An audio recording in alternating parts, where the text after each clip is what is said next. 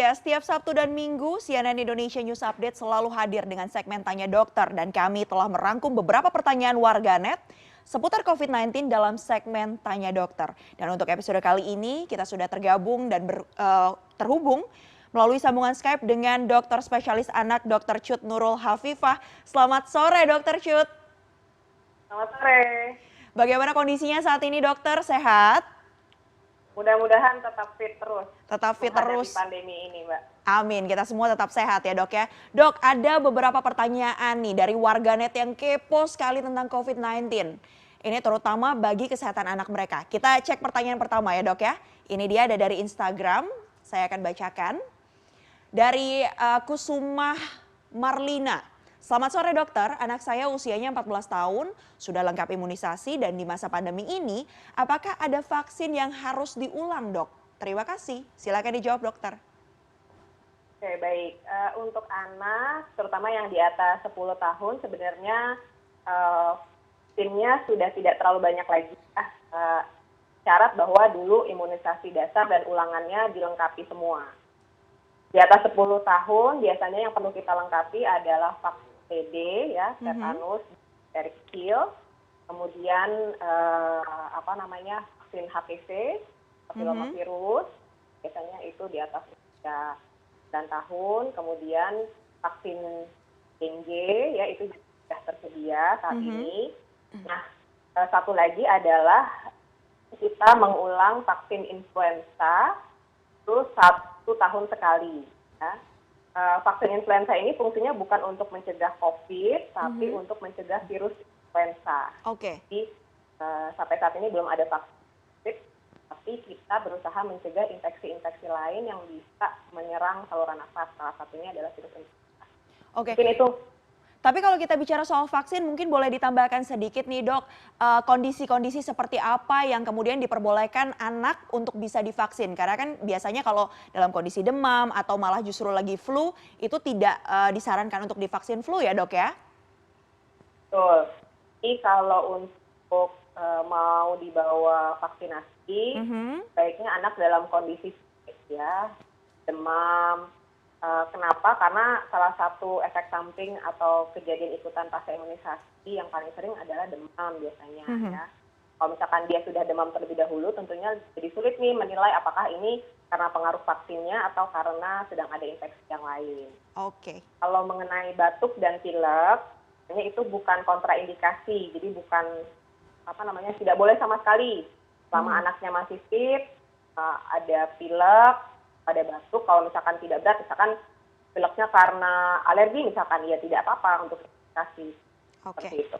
Baik, kita lanjut ke pertanyaan selanjutnya dokter. Terima kasih atas jawabannya.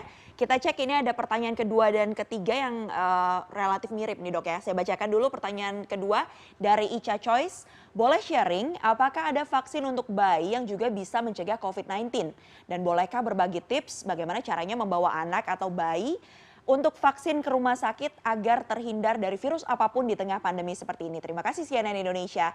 Jangan dijawab dulu dok, karena ini pertanyaannya mirip dengan pertanyaan selanjutnya. Kita lihat, ini dia. Pertanyaan selanjutnya dari Diah Ratna 12. Selamat siang dokter, apakah aman di kala pandemi ini membawa bayi imunisasi ke rumah sakit? Dan apa saja yang harus disiapkan, harus dipakai oleh bayi ketika akan pergi ke rumah sakit agar terhindar dari virus corona begitu ya. Kebetulan bayi saya masih berumur 2 bulan nih dok, terima kasih. Silakan dokter dijawab. Baik, terima kasih. Saya yakin orang tua banyak concern mengenai membawa imunisasi selama pandemi. Ikatan Dokter Anak Indonesia sudah buat rekomendasi mengenai imunisasi selama pandemi. Yang pertama adalah imunisasi dasar ini harus dilengkapi sesegera mungkin. Jadi karena ini adalah imunisasi yang memberikan pertahanan tubuh terhadap anak. Tanpa imunisasi ini kekebalan tubuhnya belum terbentuk ya. Ada jadwalnya untuk masing-masing usia. Misalkan kalau bayinya tadi usia 2 bulan, berarti yang dilengkapi adalah pertussis, tetanus, dan hemofilus tipe B, kemudian polio, itu mesti dilengkapi imunisasi dasarnya ya.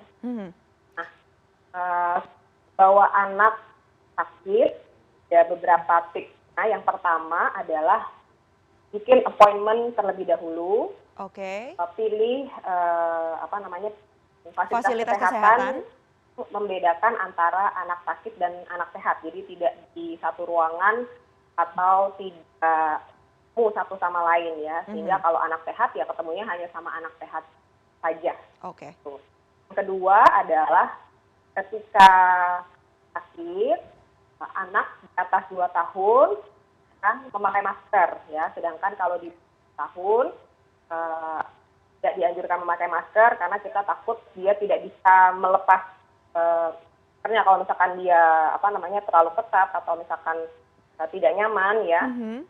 Sampaikan rasa tidak nyamannya, sehingga kalau di bawah 2 tahun kita sarankan menggunakan face shield, atau kalau misalkan dia di kereta kereta dorongnya kayak pelindung, plastik pelindungnya. Kemudian berikutnya adalah yang ketiga, walaupun sudah berada di rumah sakit di antara mana sudah dijaga, tetap jaga jarak. Kalau misalkan anak-anak 2 tahun mungkin dia lagi mau lari-lari, mau jalan-jalan, kita jaga supaya jangan terlalu dekat dengan orang lain. Pastikan jarak antar orang tetap minimal 1,5 sampai 2 meter. Baik. Siap, itu tadi ya tips-tipsnya jika memang harus membawa anak untuk imunisasi ke rumah sakit ya. Boleh dicatat dari sekarang. Dan pertanyaan terakhir ini dok dari Instagram juga di @cnnindonesia.tv. Ada dari Dian_Teja yang bertanya, bayi saya usia 7 minggu dan di usia 2 bulan nanti kan harus vaksin DPT ya dok. Maksimal berapa lama vaksin ini bisa ditunda? Dan untuk vaksin selanjutnya juga maksimal berapa lama bisa ditunda? Silakan, boleh dijawab singkat dokter. Baik, prinsipnya adalah semua imunisasi dasar harus diberikan sesuai jadwal sesegera mungkin. Apabila tidak bisa, maka maksimal paling telat adalah 1 bulan untuk menunda imunisasi. Setelah itu harus segera dikejar lagi. Baik, itu tadi ya. Jadi adanya pandemi seperti ini bukan berarti tidak boleh divaksin, tapi juga harus tetap menjalankan vaksinnya, tapi sesuai dengan protokol-protokol kesehatan. Baik, terima kasih banyak Dr. Cut sudah bergabung bersama kami hari ini di CNN Indonesia News Update. Nah, untuk Anda yang masih memiliki pertanyaan terkait COVID-19 bisa terus mengirimkan pertanyaan dengan mention di akun Twitter kami @CNNIDDaily atau komentar juga di unggahan kami di laman Instagram @CNNIndonesiaTV dengan menambahkan tagar warganet kepo COVID-19.